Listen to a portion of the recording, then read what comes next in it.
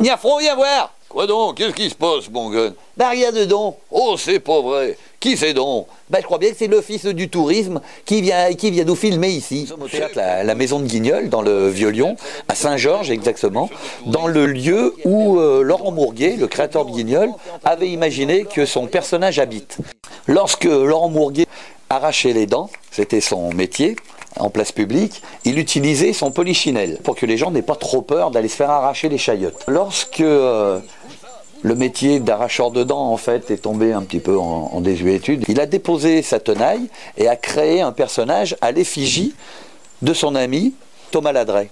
Que polichinelle d'un côté, Niafron de l'autre, impossible de confronter ces deux personnages. Un qui était du XVe siècle et l'autre qui était devenu un personnage moderne. Donc Laurent Mourguet pose son polichinelle et crée un personnage à son effigie. Et il crée Guignol. Guignol, je crois que les enfants l'adorent, non seulement parce qu'il a ses grands yeux ouverts sur le monde, mais aussi parce que c'est le polisson universel.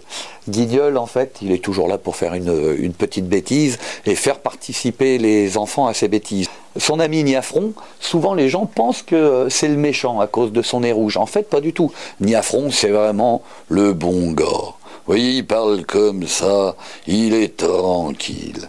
Et le Niafron, il a son nez rouge, ben oui, évidemment, parce qu'il boit trop de Beaujolais. C'est le meilleur ami de Guignol, avec qui, en fait, il l'emmène souvent boire des coups au cabaret, ce qui plaît très, très, très peu à Madelon, la femme de Guignol.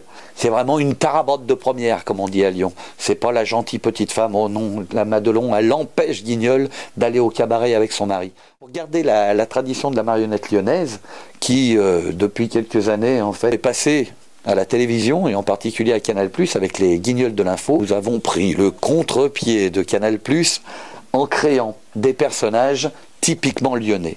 Nous avons Monsieur le sénateur maire de Lyon, tout le monde aura reconnu Monsieur Gérard Collomb, le patron de l'OL, Monsieur Jean-Michel Aulas, Monsieur Polo Bocuse, Monsieur Monseigneur Barbarin. Il y a toujours des clins d'œil à l'actualité qui permettent aux parents de ne pas attendre uniquement la réaction des enfants, mais aussi de pouvoir participer eux-mêmes en riant allègrement à ce que l'on raconte sur le gouvernement.